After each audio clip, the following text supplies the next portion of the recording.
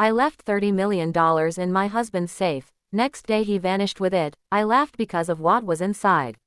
I knew the moment I turned the dial on that steel safe, my life would never be the same again.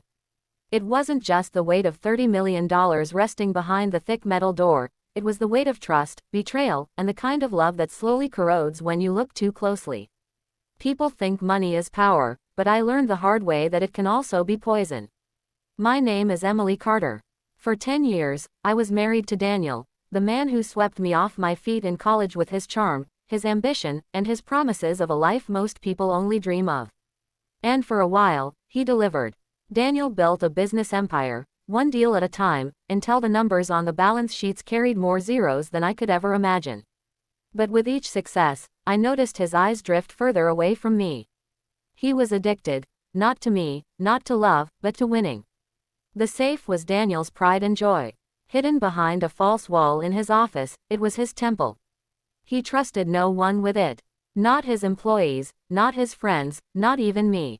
But here's the irony, he never knew that I knew the combination. I learned it one night when he drunkenly muttered the numbers in his sleep. It sat in the back of my mind, like a secret key I hoped I'd never need to use. Until the night I decided to test him. I had been sensing for months that Daniel wasn't the man I married anymore. He was secretive, always on his phone, always whispering to someone when he thought I wasn't listening. He told me I was imagining things, that stress was making me paranoid. But I wasn't paranoid, I was observant. And I had a plan. So one evening, when he was away on a supposed business trip, I placed something inside that safe. Alongside $30 million of his precious money, I slipped in an envelope. A single envelope with a truth he never expected to face. My hands shook as I closed the door, locked it, and walked away. The next morning, Daniel was gone. Just gone. His clothes, his phone, his car, all missing. And so was the $30 million. I should have been devastated. I should have screamed, cried, begged the heavens for answers. But instead, I laughed. I laughed so hard tears rolled down my cheeks. Because I knew exactly what Daniel had taken with him. Inside that envelope was not love letters, not confessions, not even threats. It was proof. Proof of every shady deal he had ever made. Every bribe, every offshore account, every betrayal not only to me, but to the government, to his investors, to everyone who had trusted him. For years, I had quietly gathered evidence, emails, transaction records, secret recordings. And I placed it right there in his safe, right next to the money he thought was his salvation. Daniel thought he had won. He thought he had disappeared into the sunset with $30 million, leaving me broken.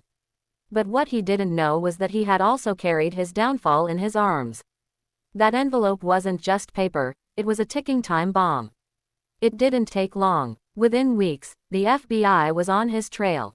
The same safe he believed held his victory had instead betrayed him.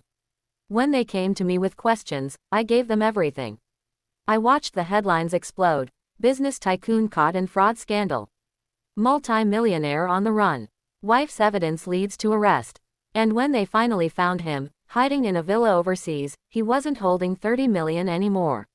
Most of it had slipped through his fingers, gambling, bribing, running. All he had left was his fear. As for me, I didn't touch a cent of his dirty money. My laugh wasn't because I gained wealth, it was because I gained freedom. For years, I was trapped in a golden cage, blinded by his promises and wealth. But the moment he vanished, I realized I wasn't the one losing, I was the one escaping. People often ask me if I regret it. If I regret loving him, marrying him, giving him the best years of my life. My answer is always the same, number. Because without Daniel, I wouldn't have discovered my own strength. Without his betrayal, I wouldn't have found the courage to rebuild. Today, I stand not as the wife of a millionaire, but as a woman who survived betrayal and turned it into empowerment. I used my experience to help other women recognize the signs of manipulation, of financial abuse, of love twisted into control. My story spread, and soon I wasn't just Emily Carter, I became a voice for those who had been silenced.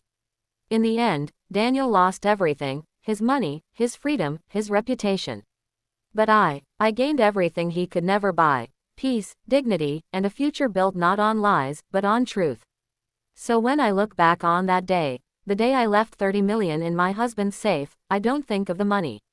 I think of that envelope, that quiet little weapon of truth. And I remember the laughter that spilled from me when I realized I wasn't the victim of his game. I was the winner. Because sometimes, the greatest fortune isn't the wealth you hold in your hands. It's the freedom you carry in your heart.